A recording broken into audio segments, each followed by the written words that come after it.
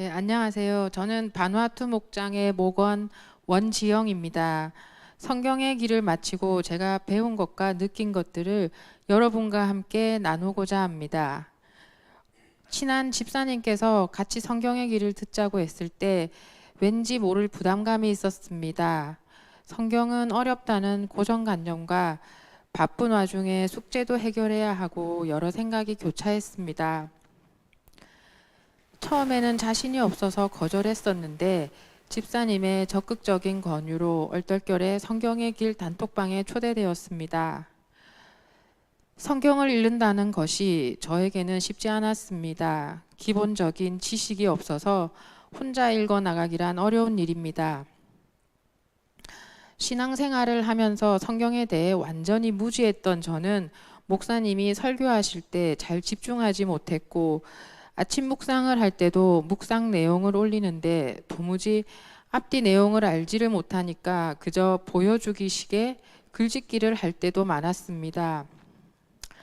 성경의 길을 간단히 소개하자면 성경의 역사와 시대적 배경과 문화, 그때의 지역들을 자세히 가르쳐주는 초급자들을 위한 8주 코스입니다. 성경의 길 첫 시간, 준비된 프린터물 안에는 성경의 지역들을 표시한 지도들과 각 과에서 말하고자 하는 주제들이 정리되어 있고 질문과 답변들이 있었습니다. 저에게는 생소하고 어려워서 무슨 말인지 귀에 잘 들어오지 않았습니다. 구약시대 기원전의 배경과 문화들은 지금과 많이 달랐습니다. 창세기부터 하루에 15장 간격으로 읽어 나가는데 대략 2시간 이상이 소요되었지만 맥락을 잡을 수 없었습니다. 집중해서 읽지 않으면 뭘 읽었는지 머릿속에 남는 것이 없어서 조용한 새벽 시간에 일어나서 열심히 읽었습니다. 수많은 인물들과 지역들이 어찌나 헛갈리던지 형광펜으로 그어가며 뒤에 동일 이름과 지역들이 나왔을 때 연결해 나갔습니다. 강사이신 정순우 목자님께서 시대별로 잘 요약해 주셨고 인물들에 대해 자세히 설명해 주셔서 조금씩 이해가 되었습니다. 조각조각 알았었던 성경 스토리들의 배경들을 알아가면서 그저 어렵기만 했던 성경이 재미있어지기 시작했습니다.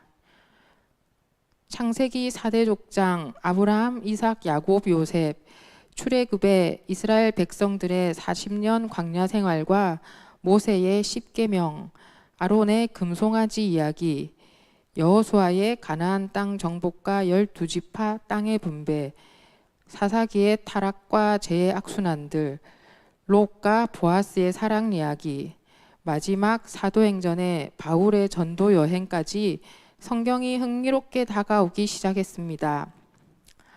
모르고 이해되지 않는 부분은 같이 수강하는 학우들과 각자의 의견을 교환하며 토론 형식으로 수업하기도 하고 평소에 부끄러워서 누구에게도 물어보지 못했던 것들을 자유롭게 질문할 수 있어서 좋았고 그런 질문들마다 강사님께서 길잡이가 되어 주셨습니다. 몰랐던 성경의 흐름을 알아가는 과정은 뿌듯함과 기쁨의 시간이었습니다.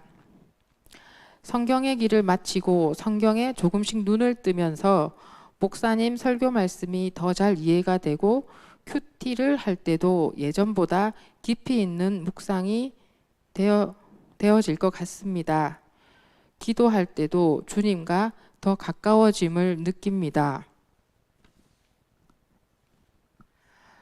숙제로 성경을 읽고 난 후 새벽 기도 시간에 기도를 하면 정말 주님과 교제하는 것처럼 기도가 술술 나오면서 2, 30분이 금방 흘러갔습니다. 아브라함과 다윗이 저에게 가장 크게 와닿았습니다.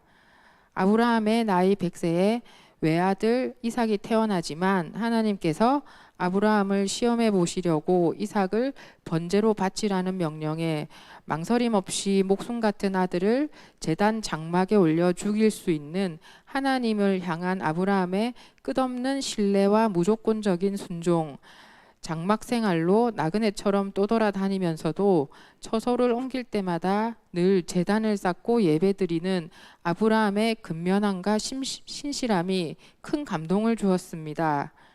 충성심 강한 우리아의 아내 밧세바를 취하기 위해 우리아를 계획적으로 죽이는 큰 죄를 범하여 그 죄값으로 밧세바와의 사이에서 태어난 아기가 죽어버리지만 돌이켜 회개하며 자식의 죽음에도 하나님을 원망하지 않는 다윗의 믿음, 다윗을 시기하여 자신을 없애려는 사울을 피해 오랜 시간 부피 생활을 한 다윗은 사울을 2번이나 죽일 수도 있었지만 옷자락만 베어 죽일 의사가 없음을 호소하며 하나님께서 기름 부으신 사울을 함부로 하지 않는 주님을 경외하는 다윗의 그 마음도 정말 놀라웠습니다. 성경의 길을 통하여 내 마음의 중심은 얼마나 하나님을 향하고 있는지, 과연 나는 회개의 삶을 살아가고 있는지 되돌아보게 되었습니다. 입으로는 수십 번을 회개하면서도 또 같은 죄를 되풀이합니다.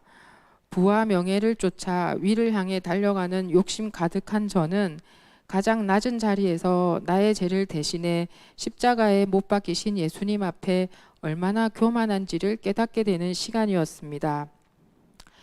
제 아들 민영이가 운전면허 필기시험을 치고 지금 러너 L자인데요. 요즘 한창 저와 도로 연수 중입니다.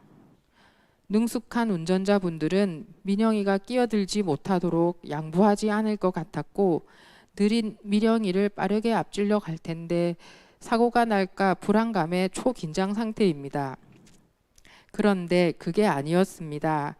대부분의 운전자분들이 왕초보 러너 민영이가 차선을 변경할 때면 끼어들 수 있도록 양보해 주셨고 속도가 늦는 민영이를 앞지르지 않고 천천히 기다려 주었습니다.